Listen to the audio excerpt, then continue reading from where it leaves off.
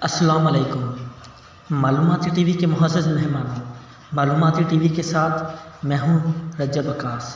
दोस्तों, दुनिया में लाखों करोड़ों लोग शादी करते हैं, लेकिन उन्हें ये पता नहीं होता कि किन रातों में सोहबत मना है, किन रातों में हम बिस्तरी करना मना है। आज मैं आपको यही बातें बताने वाला हूँ, तो वीडियो को एंड तक देखें। अगर पसंद आए तो मालूमाती टीवी को सब्सक्राइब करें। दोस्तों, साहिब अहिया ने लिखा है कि 3 रातों में सोहबत करनी मकरूह है। एक महीने की अव्वल शब, दूसरी आखिरी शब, तीसरी 15वीं शब। कहते हैं इन 3 रातों में सोहबत के वक्त शैतान मौजूद होते हैं, और बाज़ ये कहते हैं कि इन रातों में शैतान सोहबत किया करते हैं।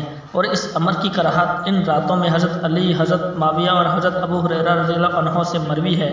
साहिब रफ़ाउल मुसलमीन ने भी मज़कूरा बाला रातों के अलावा शब 4 शंबा और शब ईदैन में इस रात में भी कि सुबह को इरादा सफ़र का हो, सोहबत करने को मना लिखा है। ऐसा करने से फ़र्जंद में कुछ ऐब आरिज़ होता है।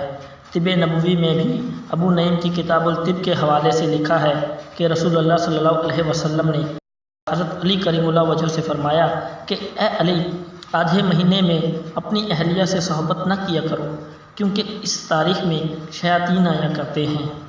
शुमाइल तिरमिज़ी के तर्जमा में फ़ायदे के तहत लिखा है कि मशाइख की राह में ऐन नमाज के वक्त सोहबत करने से अगर हमल ठहर जाए तो औलाद नाफरमान होती है। दोस्तों, इसी बात से मुझे दीजिए इजाज़त। अल्लाह हाफ़िज़।